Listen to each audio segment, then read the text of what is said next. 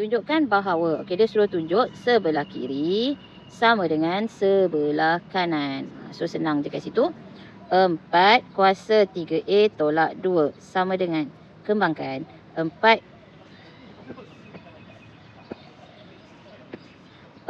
kuasa 3A tolak adalah bahagi 4 kuasa 2 sama dengan 4 kuasa 3 berapa? 4 kuasa 3 adalah 64 kuasa A per dengan 4 kuasa 2 adalah 16. So dapatlah seperti sebelah kanan.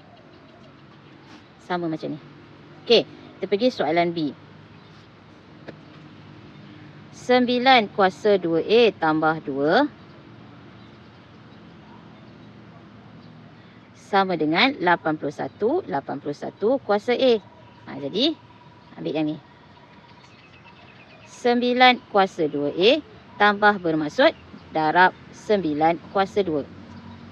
9 kuasa 2 adalah 81A darab 81. So 81 susun balik 81 kuasa A. Sama macam belah kanan. Siap. Okey, kita pergi tengok soalan C. 7 kuasa 3A tolak 4 adalah sama dengan 343 kuasa A per 2401. So kat sini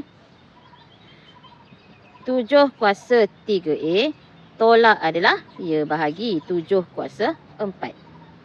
So 7 kuasa 3 adalah 343 kuasa A per 7 kuasa 4 adalah 2401. Okey, siap. 4 kuasa X tambah 2 tambah 4 kuasa X tambah 1 tambah 4 kuasa X boleh dibahagi tepat dengan 7. So kat sini kita apa? Bila cikgu cakap apa tadi? Bila ada tambah, pertama mesti apa? Dia akan fakturkan. Sebelum fakturkan, kembangkan. Proses tu mesti ada. Jadi kat sini kembangkan dulu ini. So dia akan dapat 4 kuasa X darab 4 kuasa 2. Okey, tambah yang kedua pula. 4 kuasa X darab 4 kuasa 1. Tambah 4 kuasa X darab, tak ada apa-apa sebelah dia kan? Tak ada apa-apa, adalah 1. Kemudian fakturkan. Fakturkan 4 kuasa X, 4 kuasa X. Kat sini 4 kuasa X. Jadi setiap satu ni follow. 4 kuasa 2 tambah 4 kuasa 1 tambah 1. 4 kuasa X. 4 kuasa 2 adalah 16 tambah 4 tambah 1. 4 kuasa X tambah 4, 20, 21.